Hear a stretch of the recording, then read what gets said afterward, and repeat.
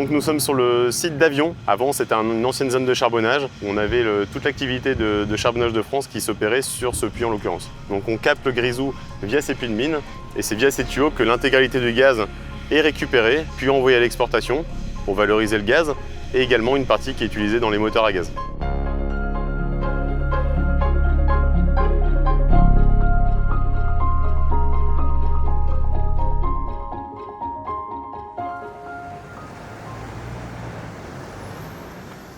À Londres, dans cet immeuble de la cité de Westminster, nous avons rendez-vous avec deux spécialistes des énergies vertes. Shirley est investisseuse au sein de la plateforme Bridge. Julien, lui, est entrepreneur.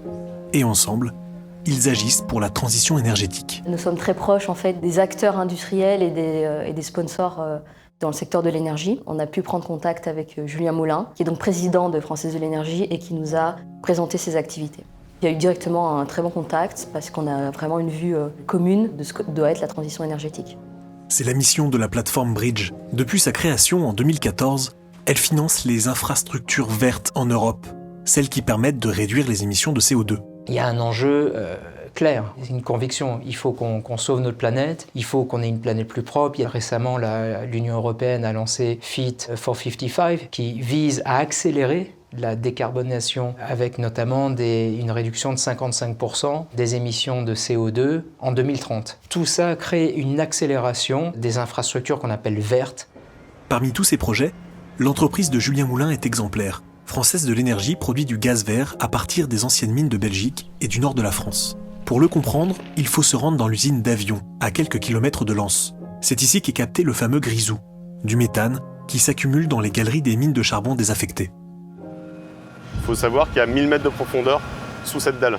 Donc il y a 200 mètres de remblai, un gros serment béton pour faire l'étanchéité et ils sont venus connecter 2 tuyaux qui traversent cette dalle béton et qui est elle-même connectée à l'intégralité des galeries minières.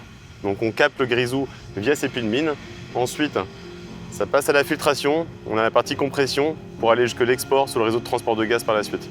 Donc il y a plusieurs enjeux. Il y a un enjeu de production énergétique, bien entendu, arriver à produire le plus d'énergie possible pour les territoires concernés. Il y a un enjeu écologique très important, puisque si on ne capte pas ce gaz part à l'atmosphère et donc pollue de manière significative, puisqu'encore une fois, ce gaz de mine est principalement composé de méthane, qui a un pouvoir de réchauffement global bien plus important que le CO2. Capter ce gaz est primordial pour cet effort de transition écologique dans la région. Et il y a un enjeu social également, puisque sur certains de nos projets, comme le projet de Béthune par exemple, on valorise ce gaz sous forme d'électricité, mais aussi de chaleur, et cette chaleur est fournie aux collectivités locales et aux habitants pour le réseau de chaleur qui leur permet d'avoir une énergie économiquement et écologiquement plus compétitive. L'exemple de Française de l'énergie illustre la vocation de la plateforme Bridge, celui de mettre la finance au service de la vision d'un entrepreneur.